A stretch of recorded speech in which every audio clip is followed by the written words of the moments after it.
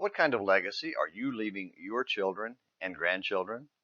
Is it a legacy of leveraging assets in an endless pursuit of monetary success?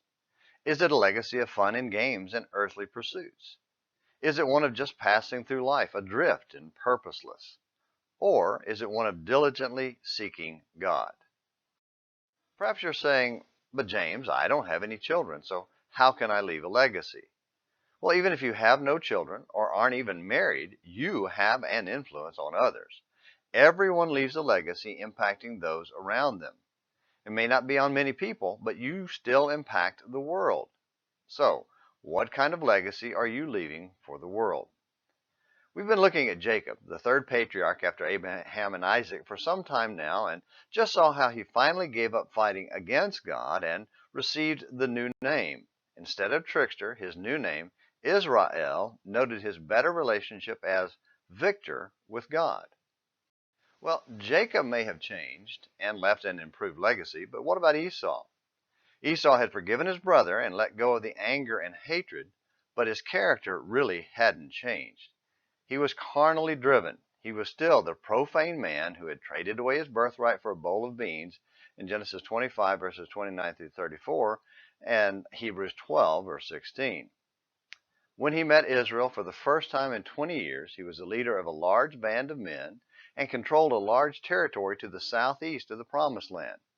His offhand comment to his brother was, I have plenty, Genesis 33 verse 9.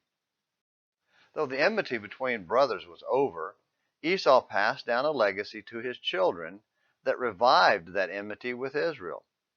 His family became Edom, who, despite their relationship, refused to allow Israel to pass through their land on the way to the Promised Land 400 years later in Numbers chapter 20, verses 14 through 21.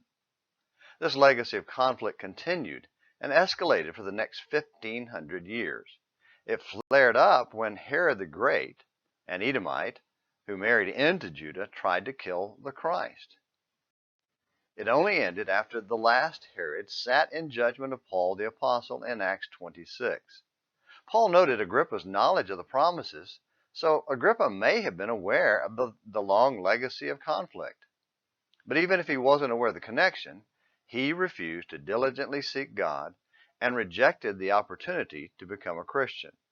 Just like his ancient ancestor, Agrippa despised the promise of God. That's the worst legacy anyone can leave, a rejection of Jesus. Well, what kind of legacy are you leaving? I hope it's a legacy of obedient faith. And I hope you'll come back tomorrow for another Morning Minutes in the Bible. Until then, this is James McClenny hoping you have a great day.